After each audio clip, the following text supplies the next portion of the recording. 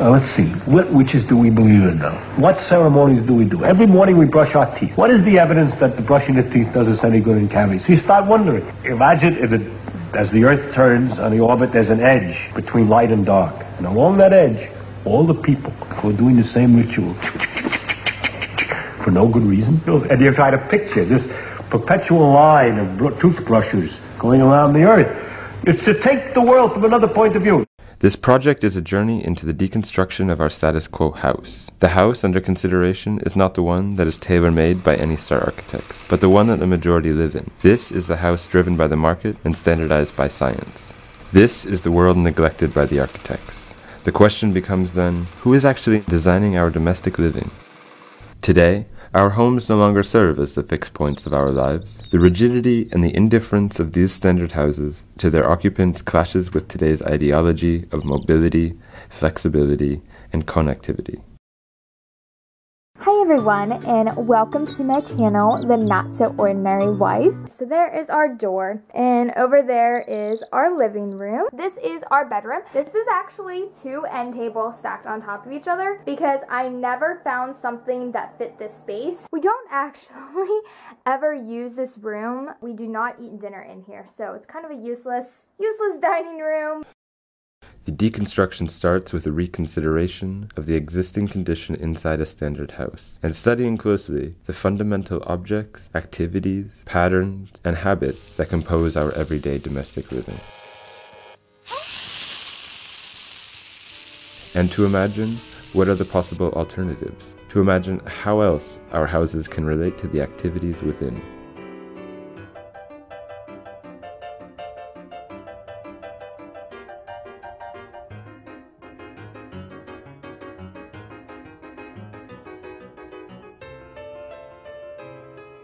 Progressing from Keaton's imagination of the house as an interface for negotiation between the individuals and their external environment, to IKEA's model home that has all functions built into a self-contained, internalized room.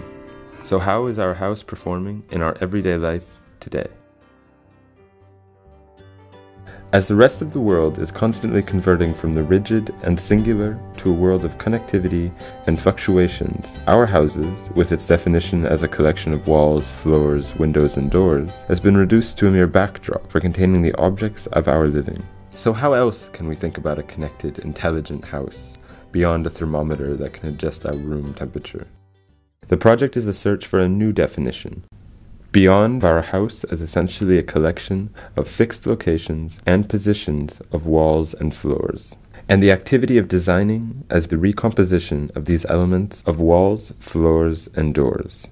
A new possibility shall be found in a new definition, in search for a truly dynamic and connected house. A definition is a prescribed set of ideology, understanding, and a design. It is a design not of a specific object, but a set of rules containing all possible permutations, scenarios, and operations. In other words, the design of a definition is the design of a model of logic. To reconstruct a definition is to reconstruct the logic behind the existing, to revisit the basic and reconsider what is actually there. In response to the disconnection and insensibility of the house to its occupant, this is a project in search of a new logic, for a new possibility to our approach on the design of our built environment and its means of standardization. This is Penzhanger area. This is the existing housing area. 700 new houses are to be added into the area. The first option would be to remove the existing aerodrome and place the 700 houses there. Or we can get rid of the green field, keep the aerodrome. Or can we not keep both the green field and the aerodrome and superposition the 700 new houses onto the existing housing area? Each plot of land will now have to accommodate an average of 2.14 houses, 2.14 families, 2.14 sets of possible activities and events at each moment of time. So how can a plot of land be multiple houses at the same time? Before that, let's look at just one of the existing houses. This is 27 Mendelssohn Penzhanger. But this is not just 27 Mendelssohn Penzhanger. It is also 25, 24, Mendelssohn, 23, or 22, 247, 246, 245, Kentland Street, Toronto, 655, 654, 653, West Virginia. But let's start with 27 Mendelssohn Penzhanger. Just like every other house, it is designed up to standard. The logic of a standard house considers your home as composed of boxes of rooms, and your activity divided into categories. And, in each room, a prescribed set of standard movements and standard activities are to take place. And what happens if I am not the standard person, and my habits and my needs are not the standard ones? Your house considers you as superpositioned in all possible activities at all times. But, instead of a superpositioned user, can we have a superpositioned house instead? So that a house can exist, partly, in multiple possible states, as multiple possible houses at the same time. A house shall now be expressed as a sum of all the probabilities of a set of possible events, activities, and movements within the house. At each moment of time, the house is a set of changes involving various objects, including the user, transforming from one set of states to another.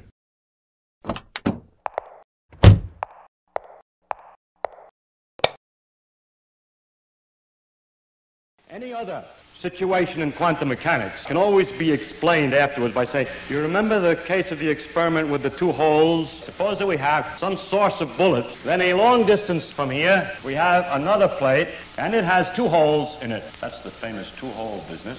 We have another screen here, we can put a detector. So what we measure then is the probability of arrival to find out whether it's through hole 1 or hole 2, or maybe they go around through both holes or they split up. If we go to analyze this curve N12, we can interpret it as a sum of two curves, which can be represented as an A1 plus an A2, which we call a probability amplitude. Have you ever thought of how your past may affect your present, or your present may affect your future? How your heart may affect your kettle, how the past of your neighbor may affect the future of yours, how your fridge may affect your walls. Your experience with things that you have seen before is inadequate, is incomplete. It's only through the refined measurements and careful experimentation that we can get a wider vision. And then we see things that are very far from what we could have imagined. And so our imagination is stretched to the utmost, not as in fiction to imagine things which aren't really there, but our imagination is stretched to the utmost just to comprehend those things which are there. In the house, you are constantly going from one object to another, to another, to another, from room to room. The house is essentially a sequence of events consisting of routes through the house. You, the user, are just a volumetric fluctuation in space and time, penetrating through your house like a wave. This is you getting up from your bed to the toilet to brush your teeth. Each move you make will affect the cycle of another object in the house. Fluctuations, movements, and variations can be found in every part of the house. The house shall now be understood as a bunch of shifting cycles in a cybernetic system, beginning with the occupants' constant change in their position in time and space. Each activity in the house is an intersection between multiple loops influenced by the activities of these cycles. For example, turning on or off the light switch is dependent upon the multiple factors, from mental to physical, to social, to biological, to economical, and environmental.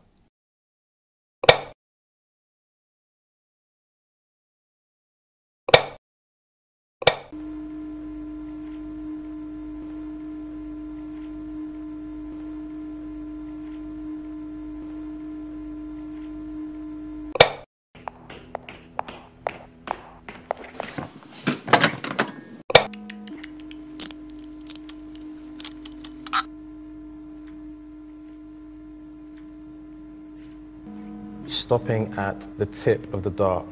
If it's a style thing, you might want to shorten it. 10.5 to the back.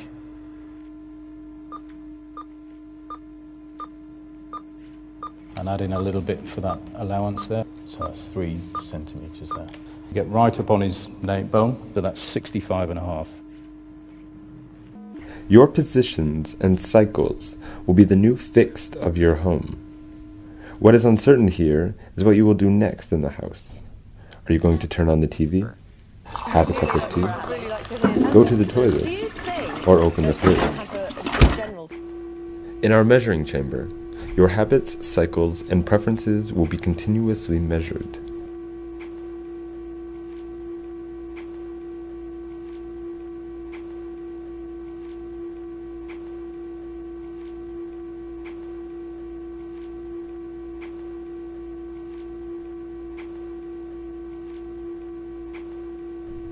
This will be a conscious house that is constantly learning and adapting to its user, as its user responds, adapts, or rejects his or her house.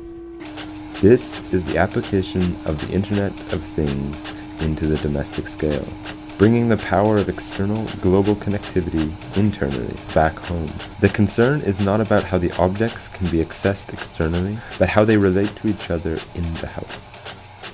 As time went on, there was a growing confusion how the things really behave. They do not behave just like particles. They do not behave just like waves. They behave in their own inimitable way, which technically could be called the quantum mechanical way.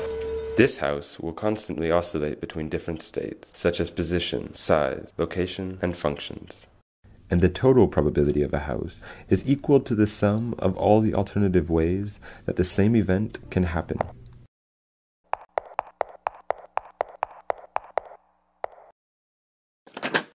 The new houses will now be operated by an in-house processor, creating an interior environment that can measure various aspects and states of the user.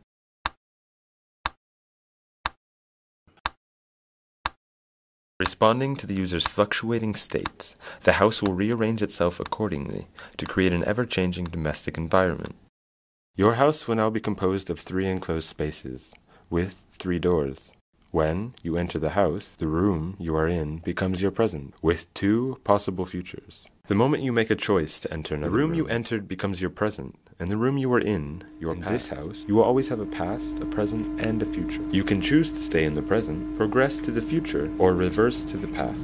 Our future Wayland Garden City will be a fluctuating housing environment, in which houses will make way for one another, where all your different wants and needs will be met. This is a house that will be found in an integrated, probabilistic, and responsive new nature, where houses and the occupants coexist under a fluctuating and dynamic relationship, exhibiting what can be called a quantumic nature.